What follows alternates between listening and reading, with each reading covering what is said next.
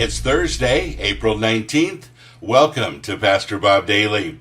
A Facebook friend says, how can we deal when things always, and I mean always, seem to go one step forward and two or three steps back? Not enough to regret, but not enough to be excited.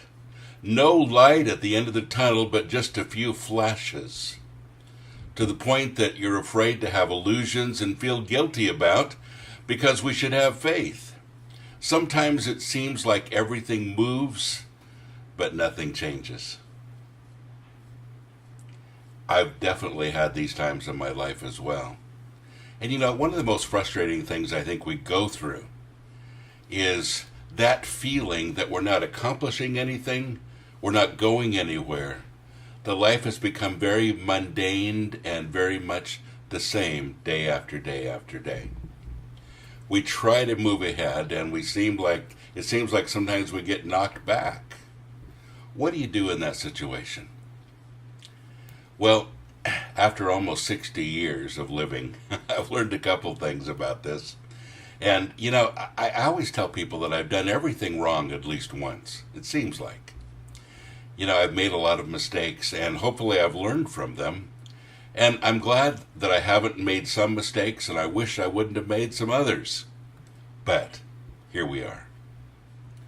So, looking from my past, you know, as I look at those things that I did that put me in this situation, there's a couple things I'd like to suggest.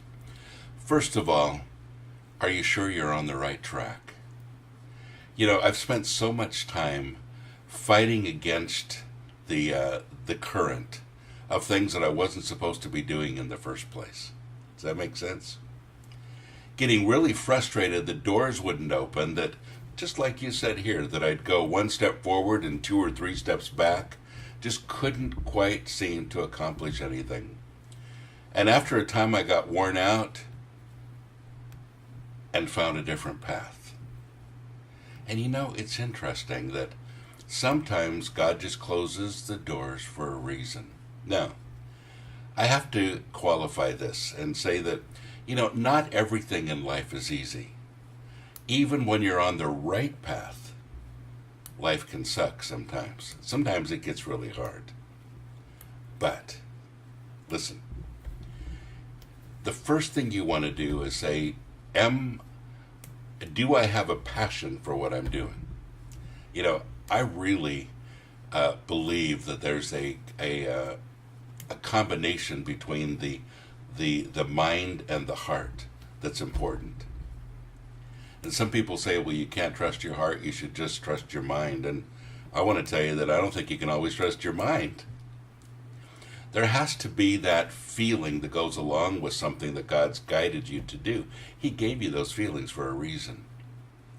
And I have really counted on that feeling of passion when I'm involved with something that carries me through it.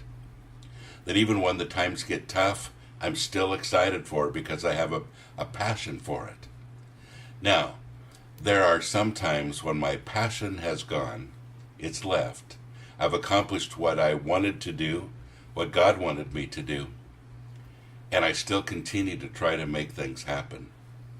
And I've learned over the years that when my passion is gone, I need to really take a look at another road, something else.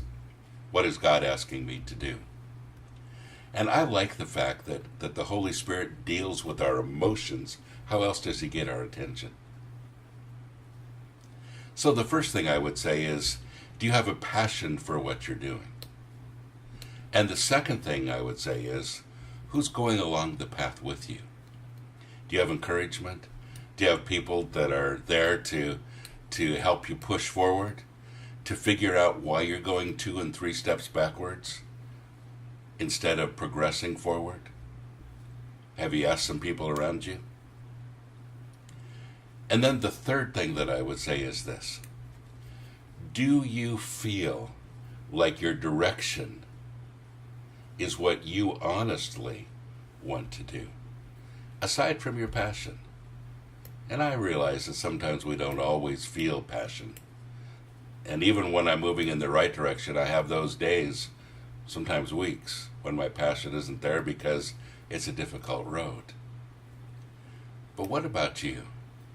Do you really feel a desire to go the direction that you're going?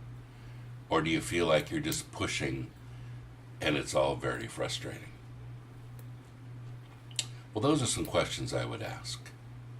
And folks, life is too short to do things that you're not called to do things that your heart isn't into. Life is too short to push ahead without your passion. God bless you. Have a great day.